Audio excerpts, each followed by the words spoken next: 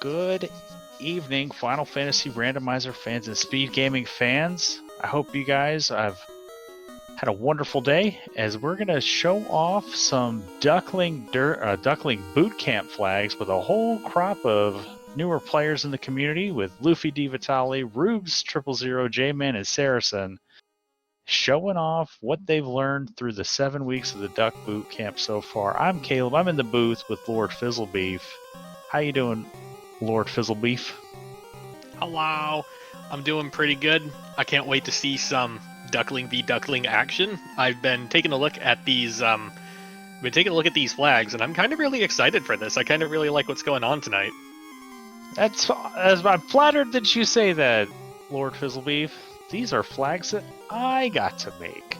Ooh. I was the Duck Derby boss that came up with these flags, so I did have to be walked back significantly from the mess that I originally created by Jat, a fellow Duck Derby boss. Said, "Yeah, what are we trying to teach here?" And I was like, "Well, I wanted to teach them entrance shuffle," and he was like, "Well, why don't you turn these clamps down? Why don't you turn this off? Why don't you?" I was like, "Okay, fine, I'll turn them off." So Jat walked me back, and question from chat: who rolled the seed? Danny rolled the seed. So once we get the layout switched, we'll get the gate dropped, and we'll get our runners off and going.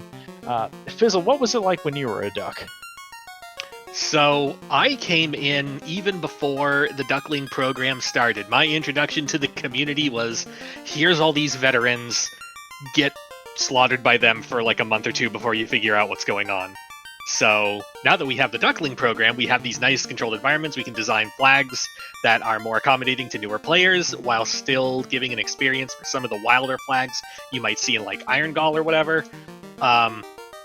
I really, really like the program and what it does. Absolutely. What they've been able to accomplish, like they being Greggly Puff, Alemark, and I think those are the two big through lines through all of the Duck Derbies that we've had so far since I've been a member of this community, has been pretty remarkable.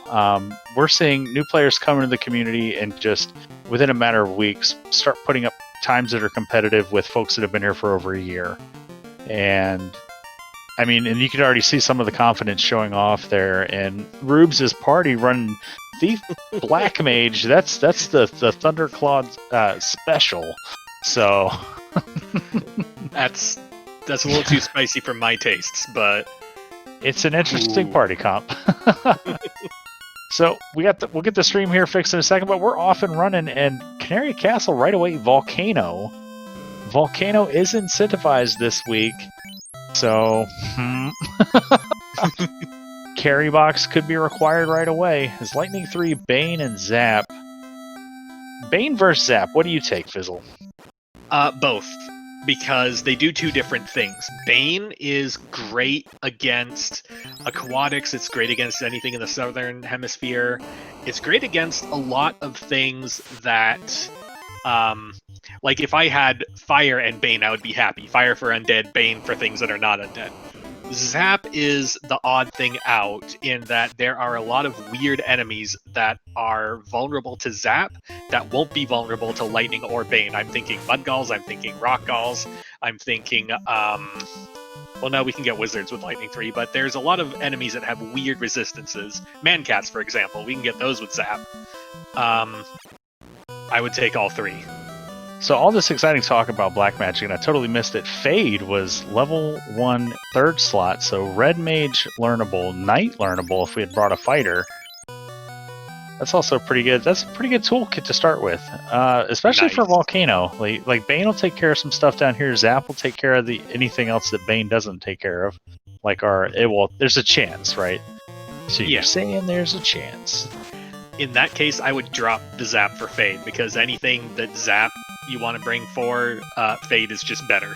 So I'd take... and the Fade's also better than the Lightning 3, so I'm just looking at Fade and Bane. Fade and Bane. I'm a believer in Zap. I think Zap is one of those spells you have to coax into working for you. Just through, just determination, stick-to-itiveness, whatever you want to call it. It, just got to believe in the Zap, and it'll believe in you. The Zap, why I like it is nothing resists it. It just has really, really not good accuracy. But I've found that maybe it's just me, maybe it's confirmation bias, but even when I'm in the late game, I'm in Sky Palace, I hit that 7-pack of metal slimes. If I throw out a Zap there, it's more than likely going to catch 4 of them. Yeah. And that's not like that. Especially if I don't have that Fire 3, I don't have that, or that non-elemental sweeper to take care of them. Yep. All right. Looks like we took a trip to, I believe that's the Provoca weapons shop. Yep, that has our Silver Sword +2s, which is great for everyone except the Thief. Yeah. All right, Luffy, our first runner to hit the Pirates on stream. Lightning 3, I gotta love that turn order. Just amazing. Like Chef's Kiss. We're being told that Ice 3 is in Provoca 2. So 2 top tier sweepers right out the gate, and Luffy took an awkward reset. Well, that had to have been a misclick, a miss button. Yeah. An oopsie doopsie, if you will. Yeah, it does happen. It happened in my very first restream race, and there we go. Matoya's Cave on J-Man's screen. He finds a jumbled up waterfall. Up and left, bro. It's always up and left. I'm looking at Waterfall as a great early destination with Fade and Lightning 3. If we have, like Lightning 3 for the Black Mage, Fade for that Red Mage, there's a lot of really, really good encounters to give us early levels in here. I don't think there's a single thing in there I wouldn't take. And J-Man knows the way. It is up, always up and left. He went up and left and wasn't there, but he kept going up. So it's, you have 2 ways to go in Procgen Waterfall. You either go up until you can't go up anymore, and then you go left, or you go left until you can't go left anymore, and then you go up. And you'll still probably have to go down and right sometimes. Yeah. But... It always works, except when it doesn't. Right. And then when you just go up and left, up and left, up and left, and you're walking and walking, you're like, oh, there's the stairs. Wait a minute, what? Yep. It's just like, oh no, I've done a lap. All right. Talk about an oopsie doodle. Black Magic. It was just Ice 3. Yeah. The cake? Yeah. Level 2 cake, I'd take that. If I didn't have the Red Mage, I'd take it. Yeah, I mean, I think it's still pretty good, because Ice, like, you think about your different spell levels having flexibility. Ice 3 isn't going to really do much against undead. Cake can help with undead. So, for some reason, I think maybe they have like a gluten insensitivity. But I guess if you got gluten in your cakes, you're probably making cake wrong. Well, here's a question: if you're a skeleton and your digestive tract is missing, does that count as a gluten intolerance? If you're undead and your digestive tract is missing, how are you craving brains? Because that's a brain craving, and the brain's in the skull. But they're eating it as the Grimps are trying to eat Rubes alive with Lightning too, as we get the ruby from the robot.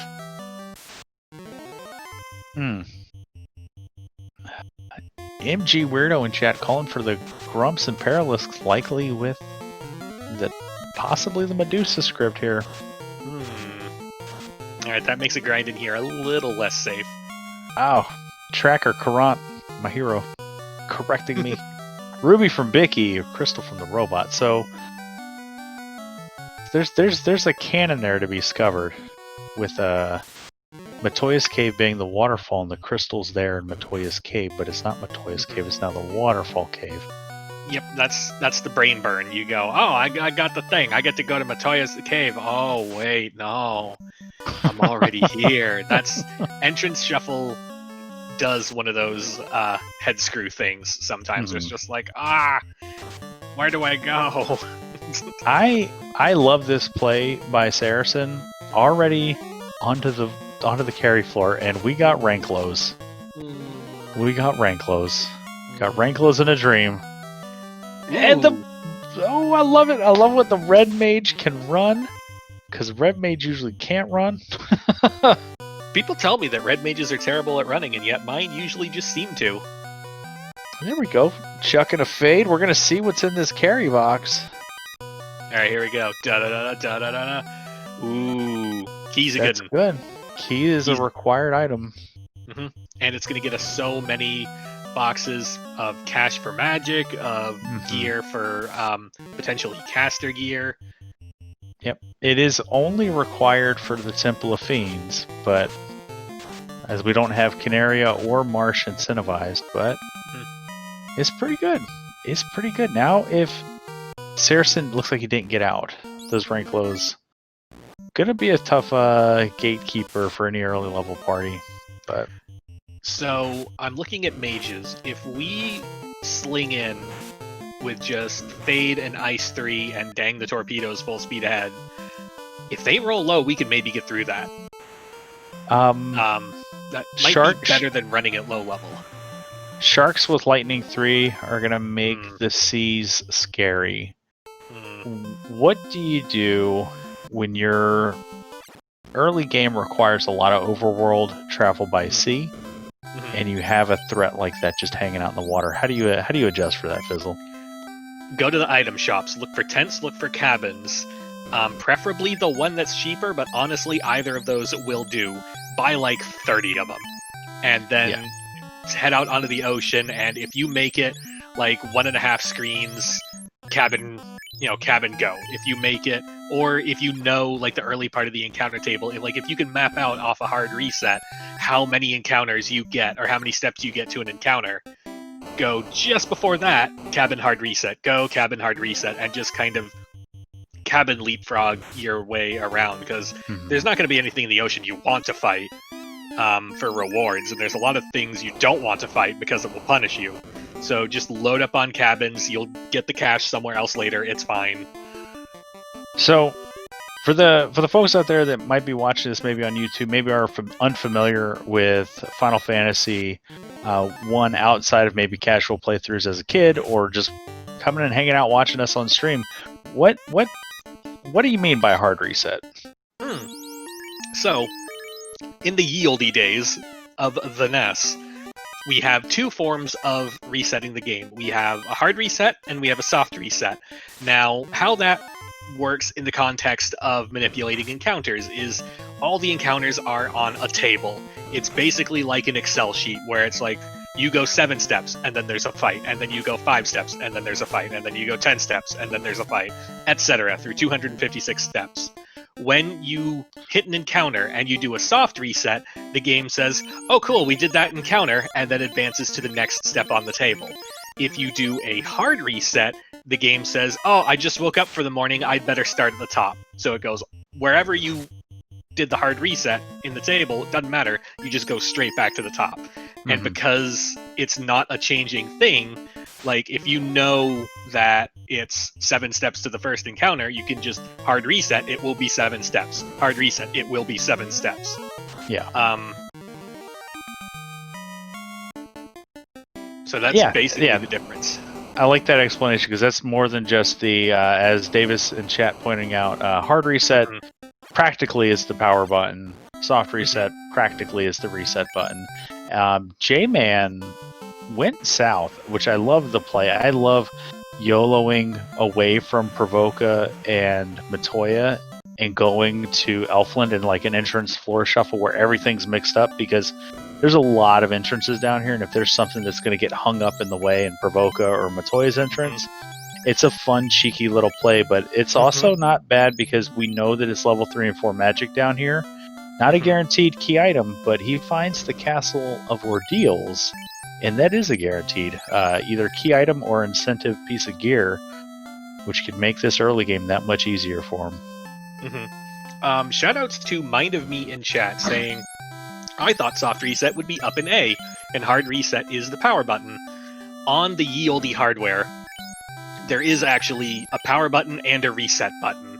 So reset button is the soft reset, power button is the hard reset.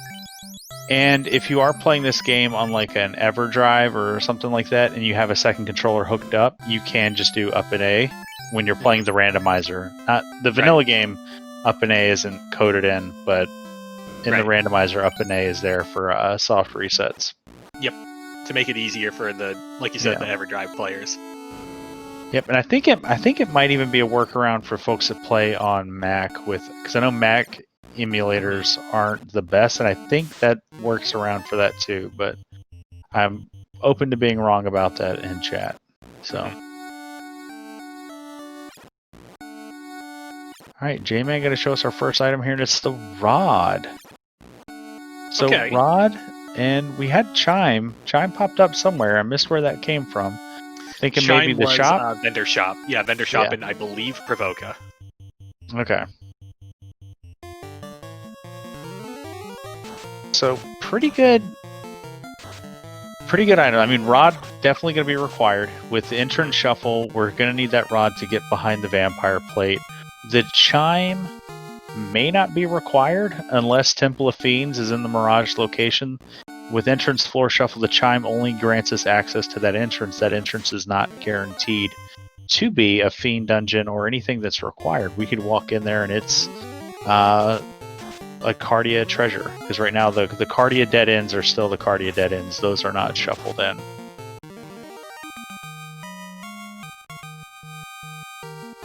Alright, so Rube's getting this Thief Black Mage off the ground.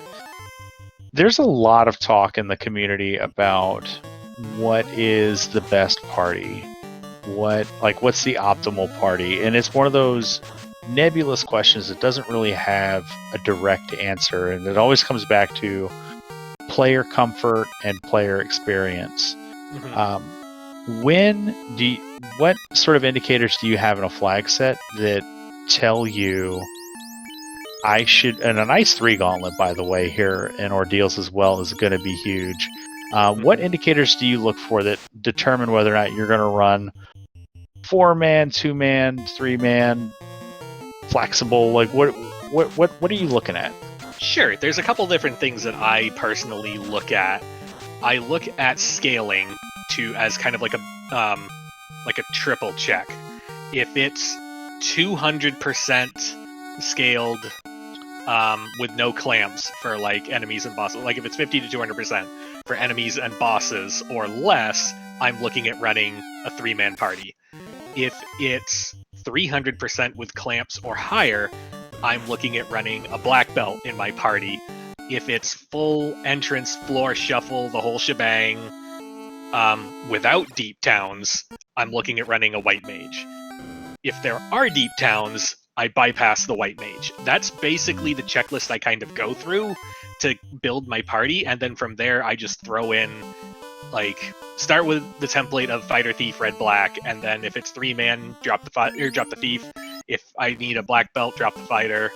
If I need a white mage, drop the thief. Just kind of build around that as necessary. And J-Man finds Northwest Castle, gets a canoe and a ribbon, and goes through the wormhole and ends up in the Melmond continent. So J-Man with free canal?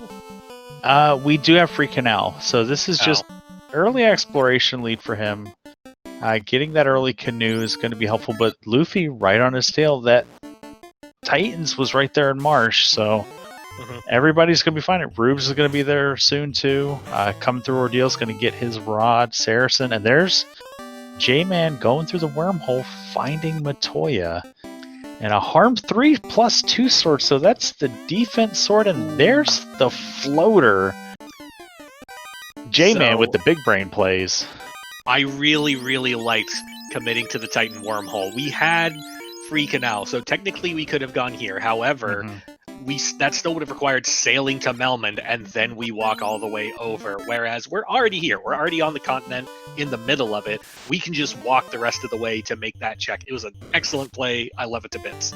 And Luffy in the neighborhood doing the same thing. So Luffy, a duck in the mold of Lord Fizzlebeef, your double dragon tag team partner. Looks like the beef is fizzling off onto Luffy. I may or may not have written several lengthy papers and handed it to him. So J-Man probably gonna just get on his horse and head over to that Ryukon Desert, lift that airship out of the ground, and Rubes, Saracen holding hands in the Temple of Ordeals. Could be a close race on screen. Mm-hmm. I'm digging it. Mm-hmm. And we got Tyros on the spike tile. That's pretty good. It's not bad. It's not a bad one to start with. If we can get this, oh, they hit pretty hard though. We got because he's running that black belt, so yeah, that's another thing that I'm loving here is all of the party diversity. Mm-hmm.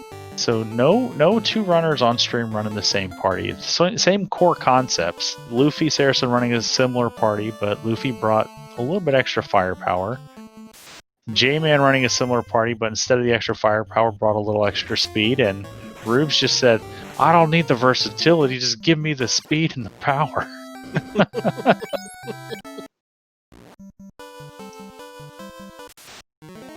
Oh, for my money, looking at these parties, I gotta give the nod to J-Man, if only because it feels closer to what I would run for a black belt setup. Mm-hmm.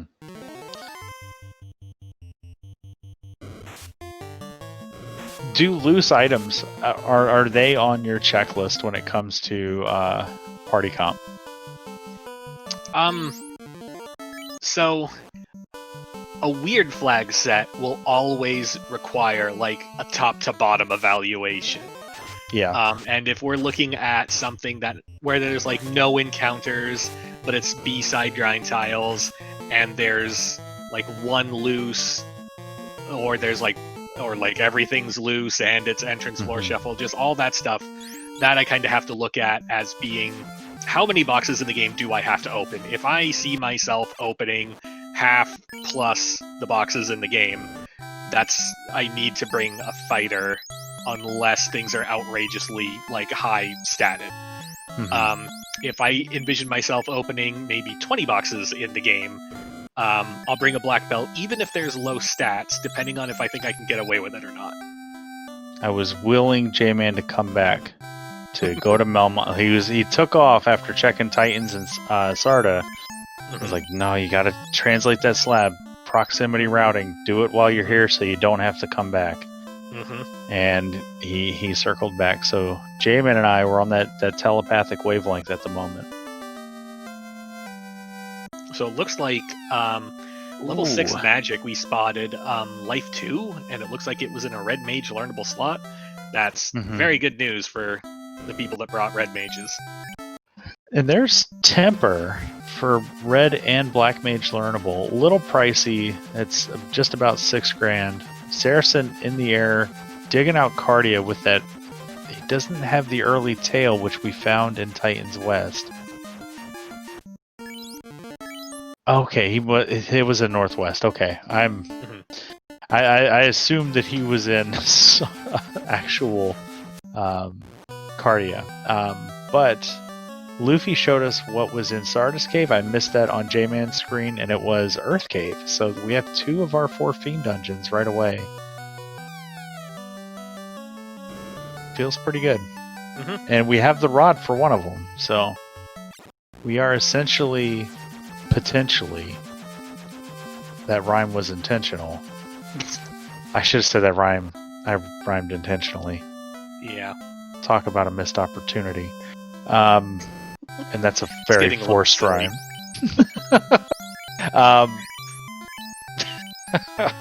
So J-Man found the tail, found Bahamut. But yeah, we're essentially key, loot, and cube for go mode for everybody, and we know where that key is, courtesy of Saracen's cheeky early dive, and Rubes has found the Mirage Tower. With a first floor ribbon. Yeah, so that's 2 ribbons for him if he's found that Titans tunnel. It looks like he's in Dwarf Cave. So yep, that's the second ribbon. So that's the thing with a 2-man party is that the 2 ribbons are non-negotiable. Like, you just need Yeah. those. Yeah. So to get them this early is a big boost for him. He might not be as far in exploration at the moment, but he's going to have 2 monsters on his hands by the time he hits Topher. Oh, and these guards on the way out do not have very much HP, and Luffy getting the reminder that dead ends are turned off, so we're still tight. Double Top and Cardia Tiny still a little bitty. Yep. Oh, looks like Bahamut moved just next door. Got sick of living in a duplex, decided he wanted his own real estate. Too bad it's a swamp.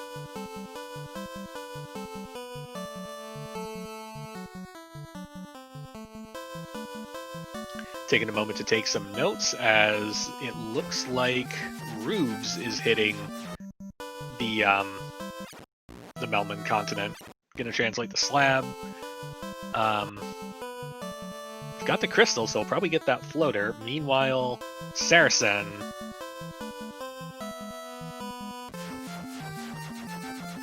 just picked up their floater and is heading back to get their airship.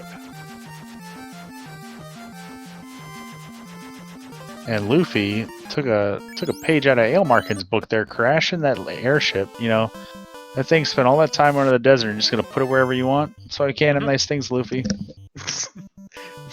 It's fine. Anything is a landing spot if you try hard enough, right?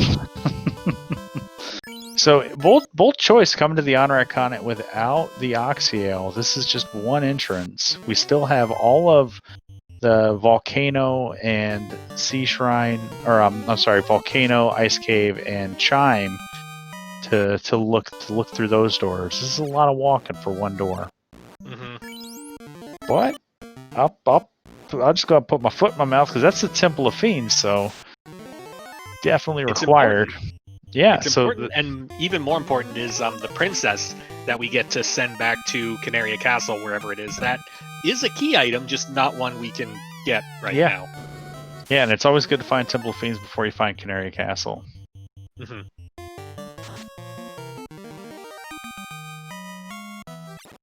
And I'm willing to bet, sight unseen, Canaria Castle is in ordeals.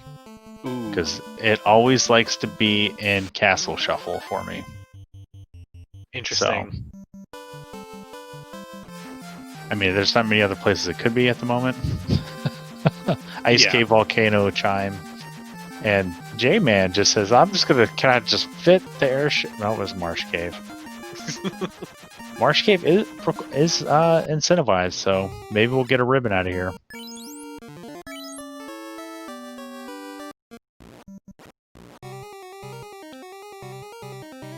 So 25-minute mark, and for all of these black belt focused parties, I think if I were running a black belt focused party with that potentially like very quick airship, if you knew the route to get it, I would be biting my nails at this point about how I have not found a suitable tile yet.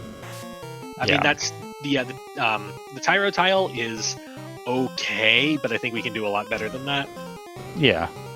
If it were like a Chaos Rush, sort of like LOL XP sort of setup.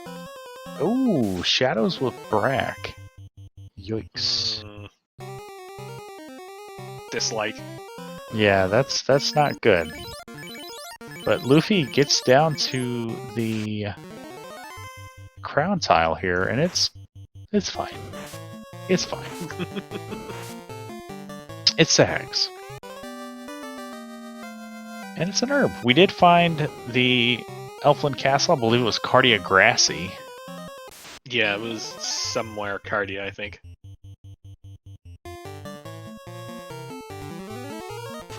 Alright. I missed what Rubes dug out of ice, or if he just walked out and just got out of there. I think he just bounced. I don't recall seeing a thing.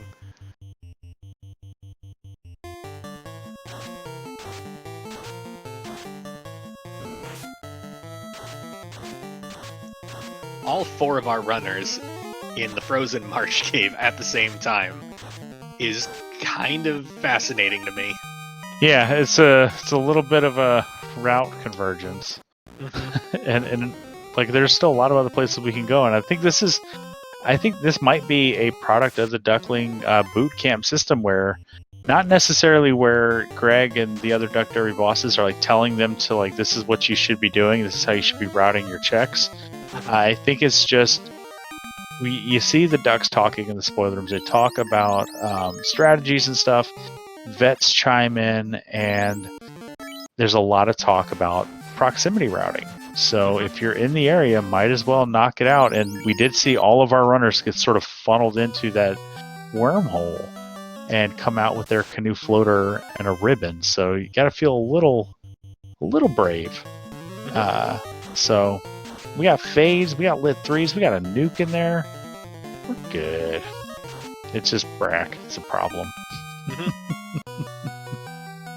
There's not that much, I think, especially now that I believe most of our runners have at least one ribbon at this point. Yeah.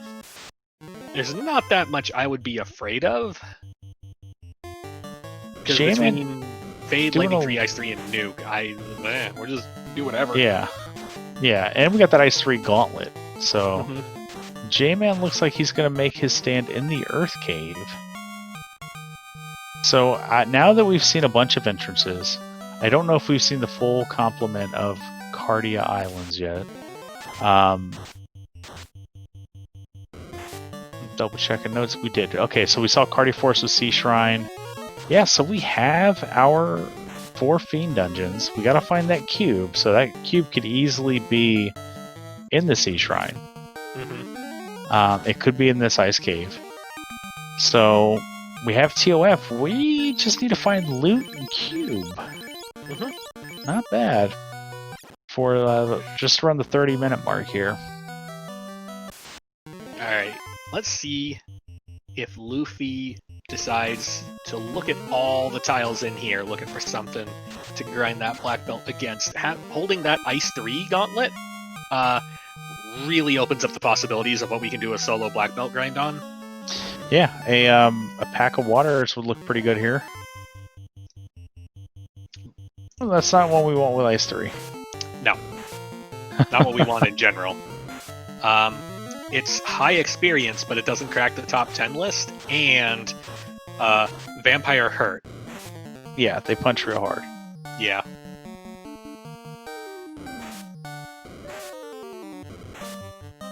Yep. Yeah, that's a bad time. Right, you see, try it Luffy again without that chest. Luffy had to go take a dip in the river to sort of refresh. Wash off that entire run. Just like, nope, we're done. Just wash it off.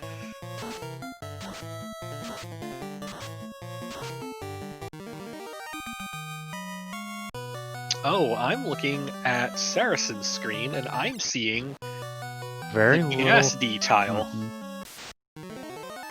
Yep. That's the gas D tile, the number 3 tile. Nuke it. Nougat? I like nougat. You'll love it when it comes wrapped in a oil green container. I could go for some nougat.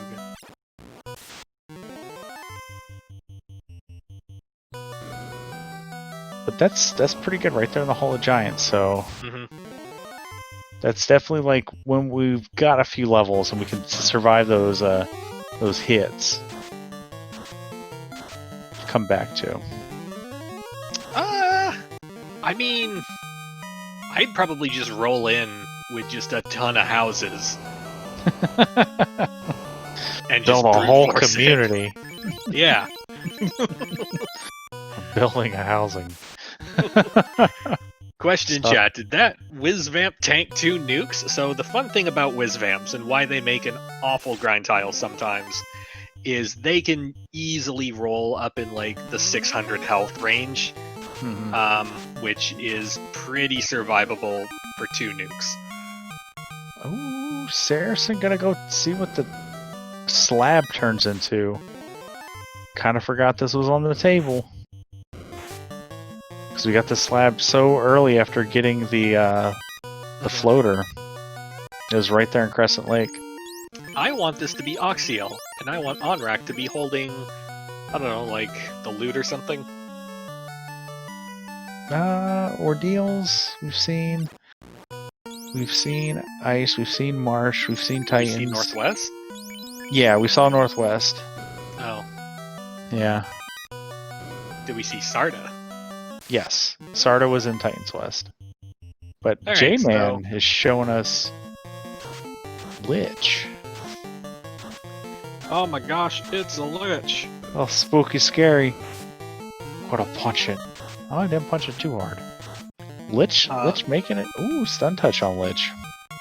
Stun touch on Lich, but the second round is the usual killer for Liches. Alright, Luffy threw the drop down, and we got Gurmadeuces. So, yes, we have an AoE gauntlet. The problem is that Gurmadeuces resist ice, which makes this kind of But I mean, they don't hit hard. He's only got 2 up, and there's TNT, so Onrak could be Dwarf Cave. We have not seen Dwarf Cave. We haven't. Oh, okay. No hooray dwarfs yet. Oh my god, it's Hypez Nova. Hanging out in chat. And Luffy, he's got the Harm 3+2 sword. Alright, so we found Dwarf Cave, and it was in Mirage.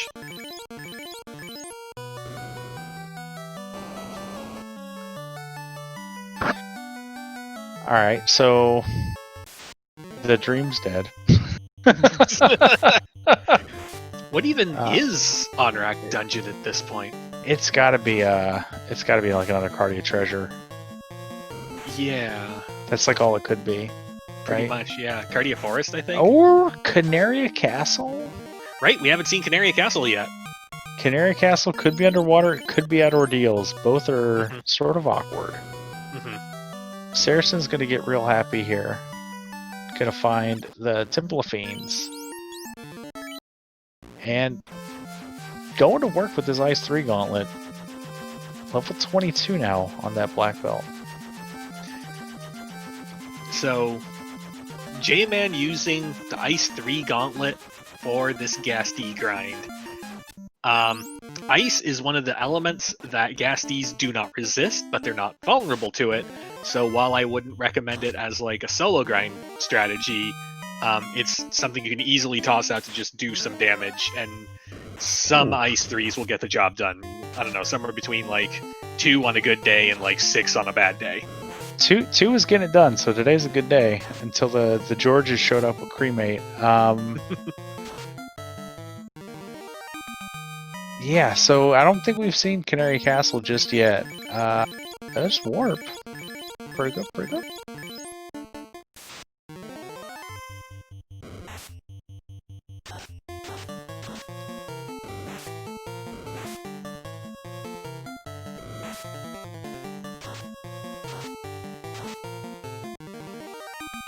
Yeah, 2 rounds of Ice 3 Gauntlet seems good.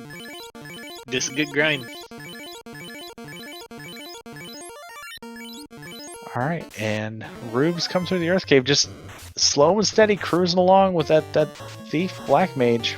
Upside of that, you're not going to need a grind, probably. Nope.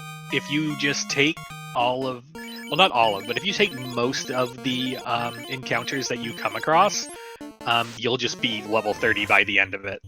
Maybe even higher. So we turned in the herb and we got a crown. And there's our crown. And we get a ribbon. So there's the incentive ribbon. So Rubes, if he ignores this chain, it'd be pretty good. But that's good for Saracen. I think that's his second ribbon.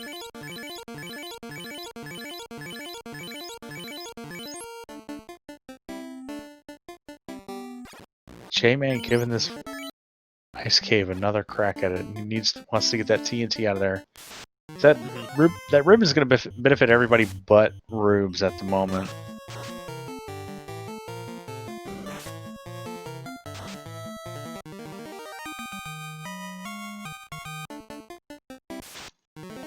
A question from chat. So if dead characters gain 0 XP, is Luffy gonna solo that black belt the rest of the game? Probably not the rest of the game, but probably through these Gasty fights. But it's a little harrowing. We need turn order, but does it look like they got like 250 HP? Somewhere in there, yeah. So to better explain what Luffy is doing here, you're right. Dead characters earn 0 experience, so we're doing this with the black belt to get as many levels on the black belt as possible. We're looking for a specific number. That number is 32. Although it looks like we're already at 32 because we're already at 8 hits. We must be headed to 42.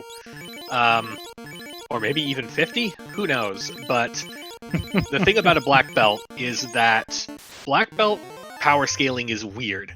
From 1 to 21, they're straight garbage. Like, the most garbage of garbage. Like, even at, like, 15 or so, they'll keep pace with, like, Red Mage melee, I guess. So, not to cut you off, but Saracen dove mermaids and got the cube. Okay. So, we're a loot. It looks like we got the loot on Saracen's side. So, Saracen has the knowledge. Just needs to get that rod. He has a lot of knowledge that other players don't have yet. So, back to Black Belt 101. 1 to 20 is straight garbage. At 21, they go from 4 hits to 6 hits with enough power that they would match a fighter swinging something mid-range, like a flame sword or silver sword or something. When they hit around the 25, 26 range, they kind of start getting up towards like a knight with an Excalibur or a sun sword or something like that. When they hit 32, they go from 6 hits to 8 hits, and at that point, their potential just explodes. They are now the best melee damage dealer in the game. And when they hit 42, they go from 8 hits to 10 hits, and they get an even bigger jump. But that's the last of the big jumps is at 42. So that's why we take a black belt only to 42, and we're fine leaving the mages down at like level 20 or whatever and carrying them through the rest of the game. Does Master alter things for black belt scaling? Only for their magic defense growth. They're the only class in the game whose magic defense is based on their class, but not offensively. So you always give it a ribbon, a gold bracelet, a pro ring, and you're good to go. I'm a big fan of just giving the black belt the ribbon anyway, because I usually don't get it quite to 42. Yeah, and you really got to get the black belt up to like 47, 48 to get enough MDef that Bane will bounce off of it at a 3 in 256 chance. But the ribbon's still pretty good to put on it, because even with all that MDef, if your black belt gets rocked by Kraken 2 and is taken down to 250 HP, and then Kraken 2 next turn throws out Quad X, goodbye black belt. MDef ain't gonna save you there. So, and I've had that happen to me, and it feels real bad. She's like, but my black belt's level 50. So, you don't have a ribbon on, or a pro ring. And that's why Quad X is the best spell in the game. Alright, so Saracen, Diving Kraken, we got 2 players on the fire floor. Everybody's coming back for Volcano Revenge. Saracen, the only one down there that knows that it's the key.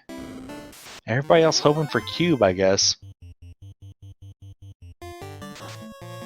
So Saracen with an early exploration lead. J-Man with an orb lead. And Luffy with the levels. At this point, I put Saracen in a lead bordering commanding lead. I think it will largely depend on when everyone finds the cube, because there seems like there's an extensive dead-end path to chase. Yeah. And if we get sucked into that, we'll be very far behind. Well, there's Luffy blowing through Carry. So the thing, Luffy's gonna not have any problems with any of these fiends, and probably won't even struggle with Topher. So it's really going to be up to everyone else to find those Gasties, get there, because if they're Luffy did do his grind a little early with regard to how many key items he has. So I believe we're at 10% per key item, so double checking flags. Yeah, we're at 10% per key item. So even those dead chains are going to give us like exponential growth with our XP. So they're just meaning their grind's going to be a little bit faster. They might not have to kill off as many of their light warriors to get that black belt to 32. And in Rubes' case, he's going to need to dig these chains out to get that incentive masa, which we haven't seen yet. Although, if he ends up bumping into a loose katana for whatever reason, that would do. This is true. And he is about to promote, so he doesn't know it yet, but he's going to find Bahamut while he's up here. I believe Bahamut was in Cardia Swamp. Yep. And J-Man going for orb number 2 here with Carry. Throwing the nukes and fades. Black belt. Ooh. Carry with Blaze. It's not good. Sleep 2 is just frustrating to follow up. And the black belt gets it done. 6 hits, 284. So there's orb number 2 for J-Man. And Rubes in a little bit of a pickle here. Lost the black mage to look like ghosts. P and Cheeky finds a rub 3 stick. That sounds like a vendor stick to me. Worth noting that Rub is the worst player castable insta-kill spell in the game. It has worse accuracy than Zap. It's Death Element, so it comes with all the resistance baggage that comes along with that. Yeah. And it's only single target. Yeah. It can work for Garland. Yeah. And that's basically the list. Yeah. Like, if it's level 1 and that's about all you got, and J-Man confirming that he translated the slab, saying hi to the greeter here in the Lafinian Walmart. Or Costco, wherever your department store. There's the snare drum for him. Gotta love seeing all these new players play with the multi-instrumentalist Seraph flag. And there's a ruse stick for Saracen in the greed chest in Sky 3. Saracen with a jetpack strapped to his back and finds War Megaloon. We're healing up. Are we going to see Robot Friend? Oh, we're going to do Robot Friend Fire. Here we go. Oh, we're going to open with some ruse stick. We're going to go for Temper Fast? Fast Temper? Yes, we're going to Fast the Black Belt. The Red Mage takes a lot of damage, but it's going to cast Invis 2 to give the party some dodge. Fast goes off. Ruse goes off. So that black belt is at 3 evasion stacks of 6. The rest of the party at 1 of 6. Looks like we're going to do most of the same. Zap comes out. Zap, very dangerous, but we all managed to zap it. Invis 2 goes off. Black belt at 4. Rest of the party at 2. Ruse goes off. The black belt is evade capped. Temper goes off. Punch time. And maybe a little bit of temper. We're just going to feed tempers into this black belt. We need the punch cannon fully operational. Temper goes off. Fire 3 comes in. Doesn't do a lot. I think we're running 3 ribbons. 12 hits, 773. The robot is still there, but not for much longer. We're going to try a little bit more. Some healing just to see if that red mage can't survive. Punch! 12 hits. Almost 1,200 damage. Down goes Warmech. That was easy. That's awesome. And it's a shame he's patrolling, because you only get the one shot at him. Yeah. So while Saracen was winning the hearts and minds of the stream, J-Man found Lazy Dwarves, so that's 30% more experience. So TNT to Adamant's a bottle. And right there, I mean, that's a huge swing of XP for J-Man. Luffy doing his crown to ribbon, and Rubes is promoted. And turns in his crown, and it's like, I don't need a ribbon. Yep. So he's already got the 2. Time to reset.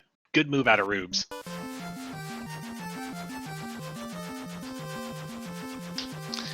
Question from Tahiri HG. Any reason Rubes is running that particular party comp? Rubes is he's a special guy. Now Rubes, he was on my he's a member of the Center for Competitive Forfeiting, and Kareebs with Blaze. Test that forfeit trigger for Rubes. So I ran a lot of races and practices with Rubes. He is a fan of being goofy, doing silly things, and he said in the race room, he's like, I'm going to do a silly party tonight, and the Thief Black Mage is something that Thunderclawed, one of the top runners in the community right now, has been running a lot and has been having some fun with it. I did it with him in a practice seat, and there's something endearing to it, as there's Princess with the Masa, King with the Oxyale. So Rube's just here to have some fun, show off a different strategy, and he's keeping pace with these other runners running standard parties. So, and oh my God, was Castle Canary and Ordeals? I'll take my wins now. You get a back rub. Oh man, I'll carry that coupon with me for a while. Yeah. When's it expire? Saracen through the Bridge of Destiny. Unfortunately, no extra Warmex there because he was set to patrolling. Means he will only show up in the teleporter maze. But Tiamat time. Tiamat time. Let's open with some Invis 2. Incoming melee doesn't do anything. That's a good sign. Fast goes off, Ruse goes off. Saracen reads the room and switches to an offensive strategy. Incoming punch, 3 hits for like 100 damage. Invis 2 goes off. Temper goes off. Let's try some Potch. 11 hits. Was that 223? That seemed very, really low. That's a lot of absorb. Yep. And there was also no crits there, too. 12 hits for 376. We're getting a lot of hits, but none of them are connecting very hard. The good news is that Tiamat's health is only going to be in the 1800-ish or higher range. 12 hits for 718. That's a little bit better. Nuke goes off for 302. Down goes Tia 1. Yeah, there's also a 400 nuke roll in there too. So you love to see the max roll nuke as J-Man grabs his cube here in the Sea Shrine, and he's on his way. J-Man is first runner? No, Rubes is in go mode. Yeah, Rubes doesn't know it yet, maybe. He may not have gone into all the entrances yet, but he's just... I don't know if... I missed Luffy turning in the bottle. What was the bottle? Let me look at my tracker notes from Corunt. Bottle was...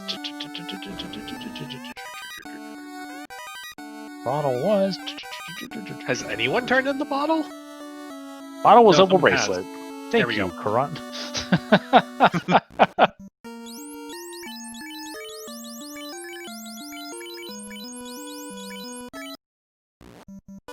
Cool beans. Alright. Well, Opal Bracelet's going to be good for Rubes. So, we didn't find a black shirt, so... And I don't remember if we found cheap gold bracelets, but even if we did, Opal Bracelet's going to be better than those. And we got the ribbons, so Opal Bracelet's going to be better than a black shirt. So... Yep. Pro Ring -2 is better than nothing for that Black Wizard. Better than a Glove +2.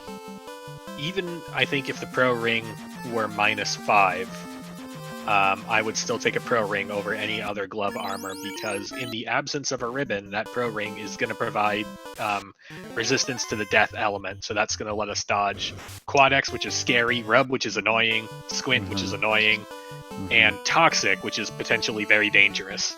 Yeah. Alright, Luffy on his way to get his loot. J-Man opening boxes. Cheeky. Checking some free boxes. If he does that in Sky Cave, he'll get that thing out of the free boxes. What was the thing in the free boxes, Fizzle? That was a Ruse Stick. That was the Ruse Stick, thank you. It's late for me. I knew that there was something there. I had a flag in my head. I just couldn't remember what it was. I'm just over here holding up a cue card in the background. Don't mind me. Mm-hmm. I'm just here to give you your prompts into your fiend fight.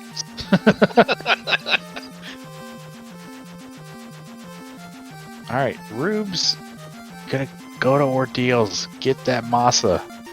Yeah. Mm-hmm. Yeah, it was dodging Caleb, yeah. That's what Ruse sticks are apt to do, as nukes just barrel through, and Carrie says, "You want to throw microwaves at me? Here's a whole oven," and just chucks a blaze into the party.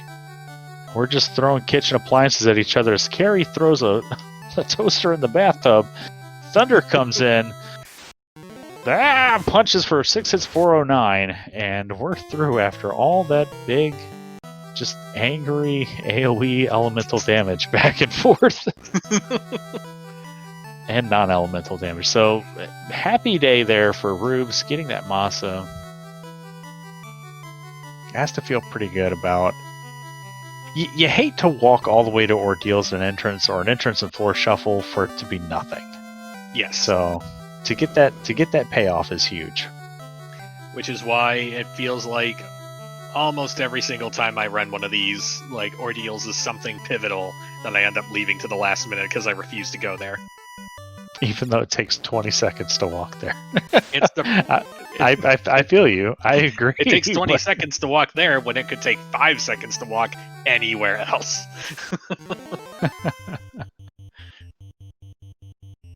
All right, Rubes. Where are we going? We got it. Yep, we're gonna go to Sea Shrine. And he shouldn't have any problems with this. He's got fast, we got temper, got nukes. He needs to get that Ruse stick, but he's going to get some good levels coming down here. Maz is already at 5 hits. Level 27. Doing pretty good, but I think I would be more comfortable once we cross that 30 mark. Oh, he is. So it looks like he maybe didn't get that cube earlier. But he will be rewarded with this.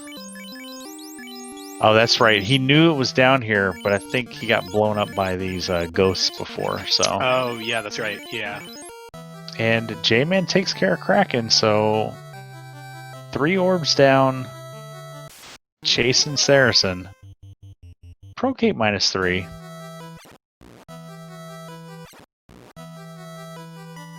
This is exciting. Mm-hmm. I'm so Duck Derby starts here in just a couple weeks.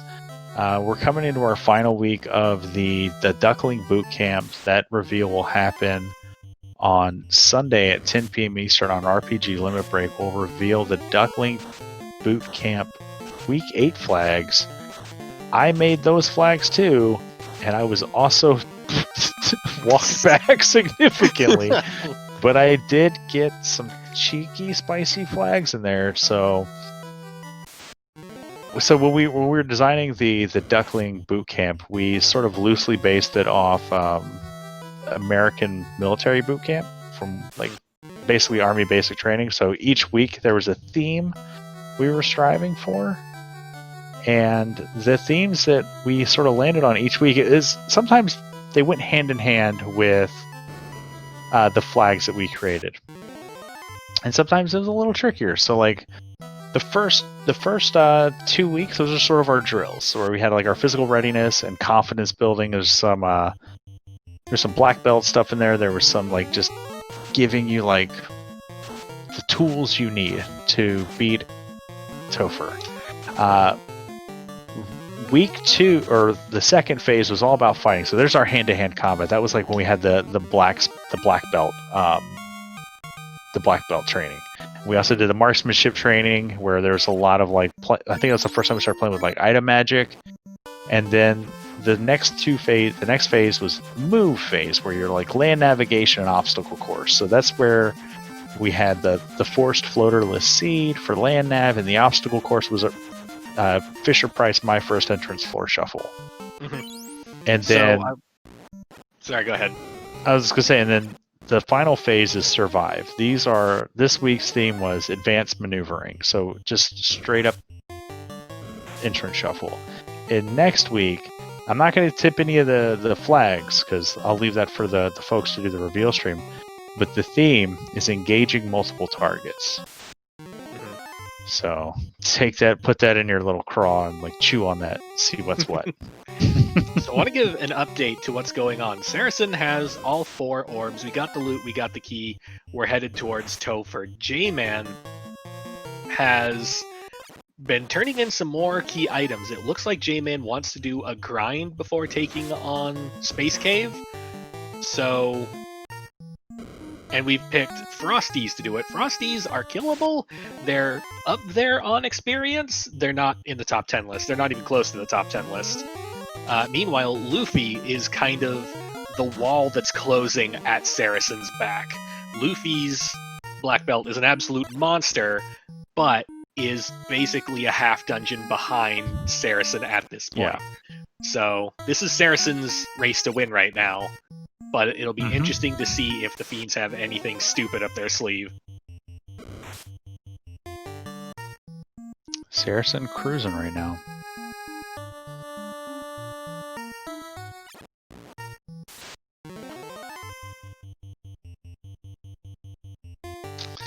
And Luffy with his the steamroller rolling, coming down the Bridge of Destiny.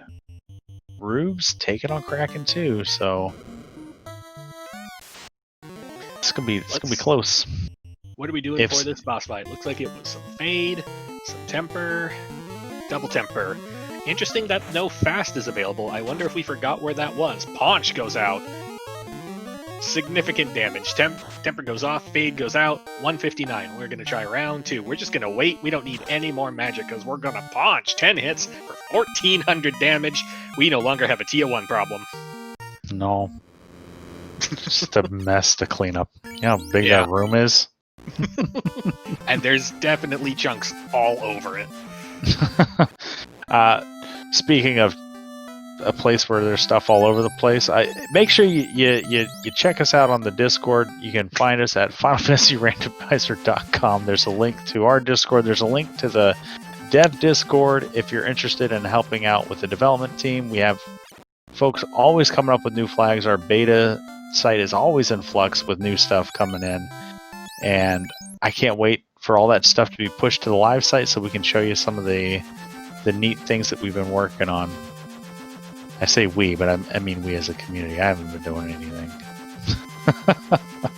Alright, so Saracen already coming down, already through the Phantom Plate here, very close to the Lich floor, but Chimera's slowing him down a little bit. J-Man chugging up the river system. Rube's coming back to... Rube's looking for something. Must be looking for Temple of Fiends. Or that Sky Cave. He's got to be looking for Sky Cave. So I'm gonna kind of reevaluate, figure out what we're doing here. Is Saracen navigates the Earth floor, and Luffy into Topher he's coming. So this is a foot race here.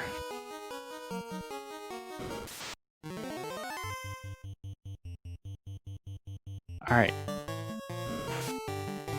Rubes, I guess, was looking for... Maybe he left the key behind?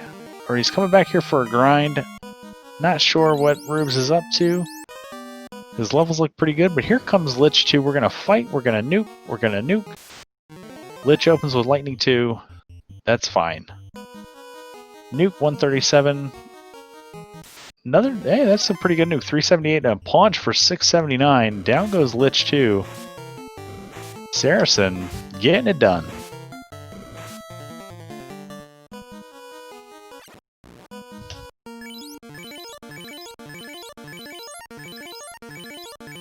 Alright, Rube's onto the carry floor. We couldn't have been... Did we leave the key behind?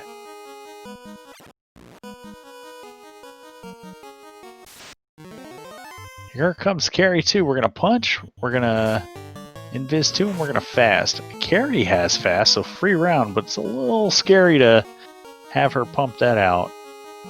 We get our own fast. Rube gets his key. There's a punch. 15 hits, 555 damage. And here comes the nukes and Carrie with a big old punch, but we don't have life access, so we just lost our fast caster because we didn't promote. So Saracen in a little bit of a bind here. Luffy onto Tia. I'm sorry, onto Lich 2. Rube's taken out Carrie. And oh no, okay. Saracen gets away from the water pack, trying to put a stop to his first Topher dive. Waters are one of the more dangerous things to run into, especially with low party members, because they tend to hit really hard, and your best case scenario is generally this is just going to soak up a bunch of heal pots. But right now Luffy is taking on Carry 2. A punch goes out, a fade goes out for 304, a nuke goes out for 370. We have one-rounded Carry 2. That feels so good. And I still don't think he picked up fast, so we might have missed it at level 6, and I think it was level 6 in Crescent. So worth noting, all the level 6 spells in Crescent Lake are Black Mage learnable. They're usually really expensive, but we don't need to promote to buy any of those. Unlike the level 6 White Magic, which the White Mage can't learn the second spell. She can learn everything else, but that second spell can't get done. So Saracen on Kraken 2 as Luffy engages Kraken 2. Saracen went for Ruse stacks and Invis 2 stacks before beginning the punching. Saracen only connecting 4 hits for 52. Luffy powering up the punch cannon. 2 tempers and a fade. Fade goes out for some damage. Punch! Not sure how much that punch connected for. For more Meanwhile, damage. Saracen for more damage. Nuke goes out, but only for 200 damage as a punch goes out, and we no longer have a Kraken 2 to worry about on Luffy's side. Luffy has overtaken Saracen in Topher. The Steamroller has found the nitrous. And Saracen's through, so the 2-man's working for Saracen. We're making adjustments without that black mage rather. 10 hit punch, 840 damage. This is where the level 42 black belt is showing the advantage in that it's not needing fast to put up these insane damage numbers. Gonna try some fade, we get only 100 damage, but a big punch, and no more Tia 2. Luffy is on to Chaos. Luffy is, and here comes J-Man. So J-Man, if Chaos has anything nasty, J-Man's coming in with a chance for the upset as Chaos is pulled. No regards for defense as we go for double temper fade punch. Here we go. Incoming punch for 125 damage to the red mage, I believe. 9 hits. Didn't look like that much damage. Gonna need more than that. This Chaos is gonna have somewhere in the ballpark of 3,000 to 4,000 damage. Or 3,000 to 4,000 health. Fade goes out for 142. Incoming punch. The red mage is still there, but it's not looking good. Outgoing punch does a lot of damage because we're doing nothing but feeding tempers into this black belt. More tempers. More tempers. All we need is this punch cannon to get into low Earth orbit. Fade goes out. Incoming punch takes down the red mage. Temper goes off. We just need a little bit more power. Just a wee bit more power. Who am I kidding? We need all the power. Incoming hit to the black mage. Black mage is still there. Temper goes off. Launch. 9 hits for 1,800 damage.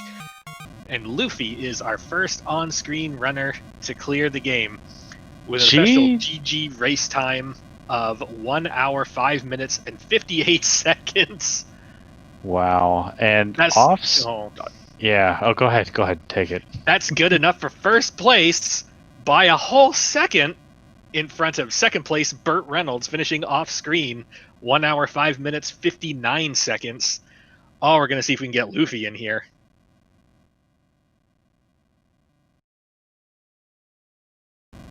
Wow. Impressive run there by Luffy in that Topher. And Chaos had slow 2 that landed on Saracen's black belt. So, a little bit of a problem without that fast. So, we're going to keep the punches punching. 5 hits, 502. We're going to keep the tempers tempering. Another punch. 6 hits, 926. At this rate, Chaos doesn't have much left in the tank, probably. Another nuke, another punch. 7 is 443. Fire 2 rolls through. The nuke comes out from Boba for 133. And lives up to his namesake and punches through Chaos for 7 hits, 876. GG's to Saracen for finishing in 3rd place, 2nd place on stream, 3rd place in the race with an official race time GG of 1 hour, 7 minutes, 11 seconds. So we're going to try to get both of these folks here into interviews.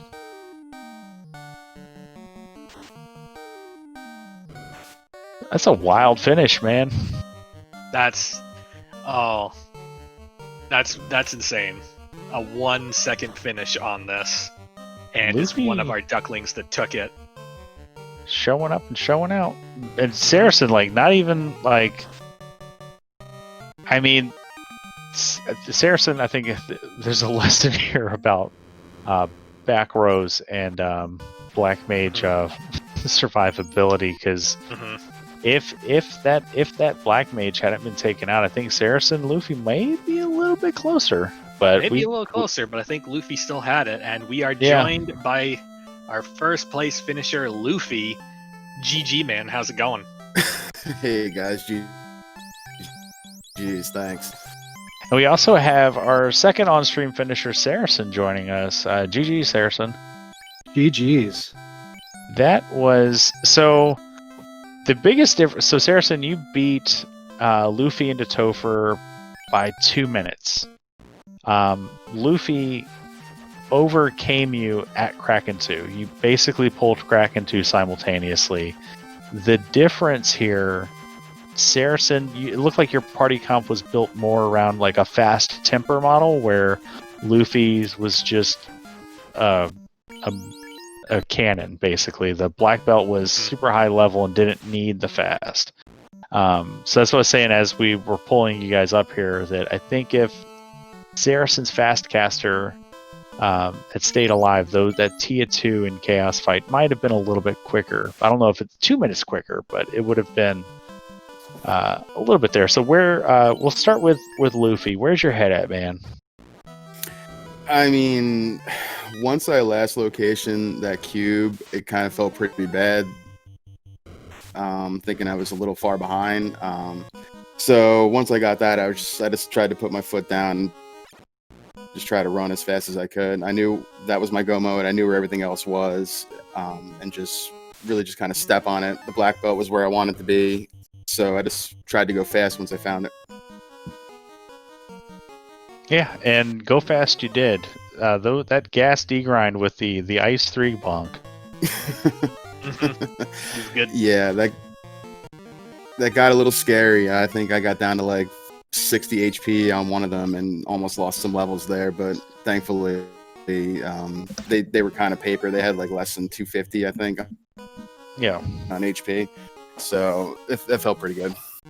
And Saracen, this was like you were heads and shoulders. I can't say heads and shoulders ahead, like, but the way you routed this was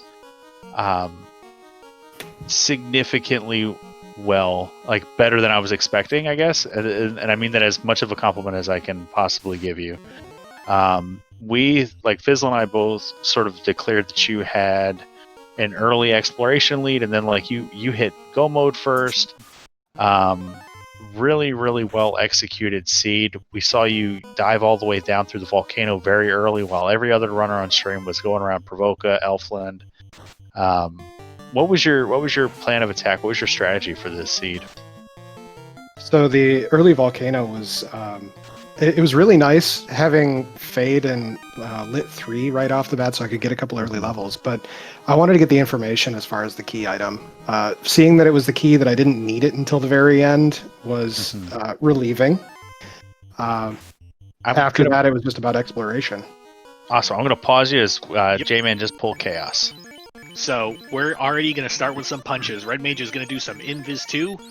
Invis 2 goes off first. That's going to help just in case that Black Mage gets punched for 288 like just happened. Fast goes off. Punch goes out. 13 hits for a little over 400 damage. That's a good start, but we're going to need a little bit of temper to kind of crank up the volume on this. Invis 2 is going to happen.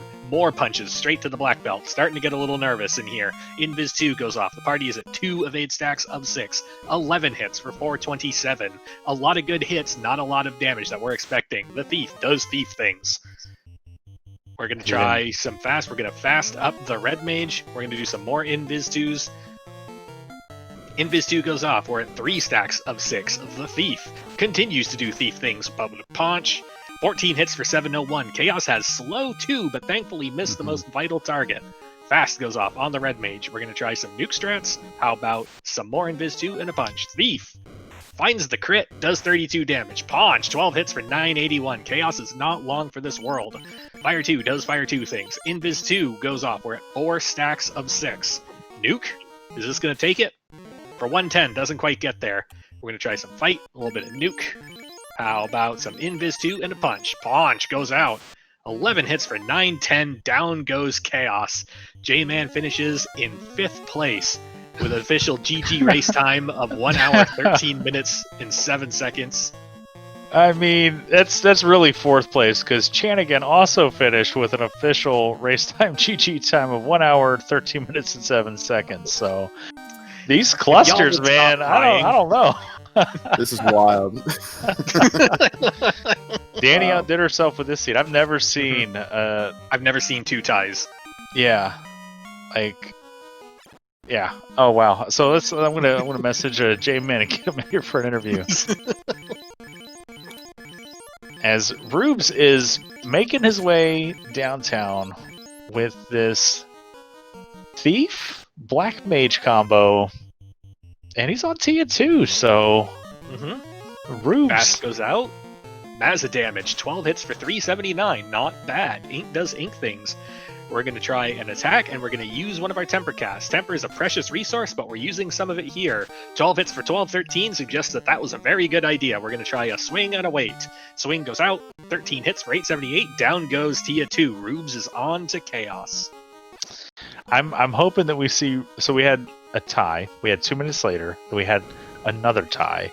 So I'm hoping that Rubes gets Chaos down in the next minute, so that trend continues, and then we'll have another tie, because that's the way this race is going.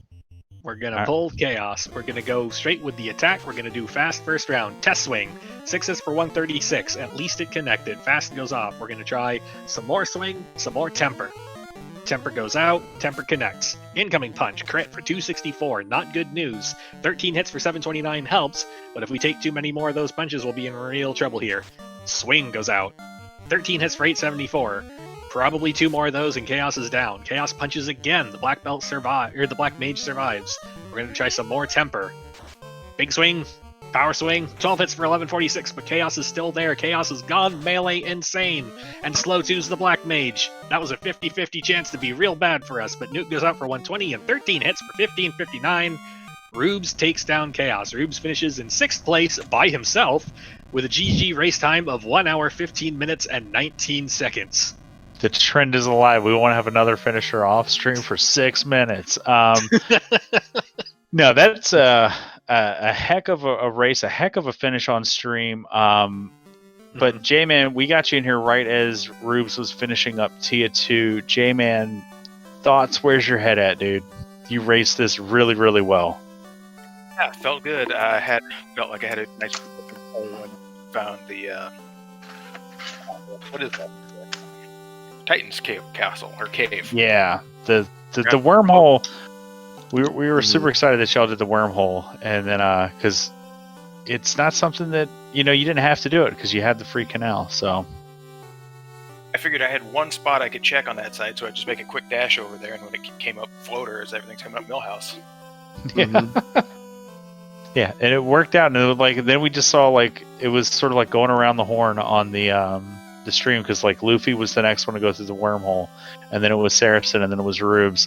And Rubes, I want to talk to you about your party comp, man. You said you said when you jumped into the race chat that you were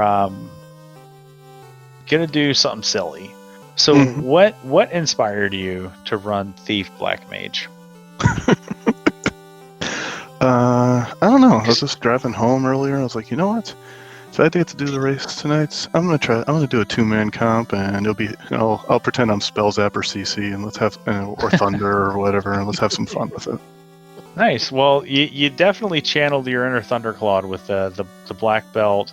I'm sorry, the black mage thief. The thief white mage is definitely more the CC spell zap sweet spot, but it's a little spicier play, man. Are you comfortable with the 2-man? Is this something that you've been practicing with the duck seeds? Absolutely not. I kind of felt like doing it today. I mean, my default is fighter rainbow and the force black mage. I would have probably either done that or maybe fighter Oreo, but that I don't know. I saw the black mage. I'm like, okay, let's give this a shot. Let's try thief black mage. Let's see how it goes. Yeah, I mean, and you did really well with the scaling the way it was, the 10% per key item. You never really had to take a grind, and then with the incentive moss and opal bracelet, and the ribbon, you basically had your in-game gear figured out for you, so you didn't have to open too many boxes digging around for stuff, and even in the free boxes you did open, you did find 2 ribbons, so there was that serendipity early in the game. But I'm gonna throw the mic to Fizzle and let him question you ducklings about whether or not you're actually ducklings anymore. So I noticed that nobody here took a fighter, and I kind of want to go around the room and figure out like a more in-depth thing about why not. I guess I'll start with Luffy. Why no fighter? So when the XP scales 10%, I usually try to bring a black belt just because I feel like I can get a lot of XP pretty early on a grind, and especially with the B-side tiles. You can find that 3-eye grind. You can find, fortunately, those 4 gas dragons, which were kind of paper, to really just vault yourself up in levels. So that was my thinking. It can be a risk sometimes because you can find a lot of garbage too and really not be able to get your levels, but it worked out okay this time. J-Man, why no fighter? Oh yeah, I was looking at I think it was the blessings, and the red mage had a pretty good blessing going, so I figured I could slap the massa on the red mage and just black belt and punch for days. Saracen, why no fighter? -3 blur starmer. All right. And Rubes, as I understand it, you were inspired by the power of traffic, so I feel like I have a good idea on why no fighter, but I'll ask anyway, why no fighter? I just didn't feel like it today. As good an answer as I can respect. I think that's really my only question. It was just a well-run race all around, I think. Yeah, I think we can. The real answer to why no fighter, Fizzle, is for far too long have we let Gregory Puff run the Duckling Proto. That's probably correct. No, like I said, these are my flags. So, and I don't typically run black belts. So, but yeah, they are very friendly black belt seeds. So, yep. Or this was specifically a friendly black belt seed. Oh yeah, no, I want to make it clear that wasn't a criticism. That was a interesting that you all came to the same conclusion. What happened? It's that duckling group think. Well, all the times that I saw it beat me, would have led me toward a black belt, but because I just didn't feel like doing anything serious, I didn't. And off stream, not finishing in a tie, unfortunately. So the trend is broken. Spellzap takes down 7th place with a 1 hour 21 seconds, or 21 minutes 17 seconds. I'm imagining that was a Thief White Mage time for Spellzap. That's definitely how he keeps his teeth sharp. Man, this was a lot of fun to watch. Fizzle and I, we tried to keep the food commentary to a minimum. So if you guys watch this back, hopefully there's gainful knowledge there. But yeah, this was a lot of fun. Like, you guys ran a very impressive race. If I were a duck, I'd be afraid to race you. The upcoming spring tournament, is going to be heavy competition coming out of the Duckling boot camp. Man, it's going to be wild. I can give some polite thoughts for the up-and-coming ducks, because in the last Duckling Boot Camp, I finished next to last in 3 of the 4 races. Yeah. So So it takes some practice, but you can get there. yeah, and that's the thing. Like, if you engage with the weekly races like this, if you engage with the weekly asynchronous races, the community races that we host on the Discord, if you engage in the pickup races that I'm always paying for, there's a lot of different opportunities to test and develop different skills. And then there's always the off-screen practice where you're just in a bubble, your own little NBA bubble, and you're just practicing doing your own thing. And then you just kick the door down in the next Duck Derby and just be like, "What's up? It's me. I'm Deadpulse. Where'd I come from? I don't know, but I'm just gonna come in first place. I'm gonna beat veterans all the time." Like that Deadpulse guy, am I right?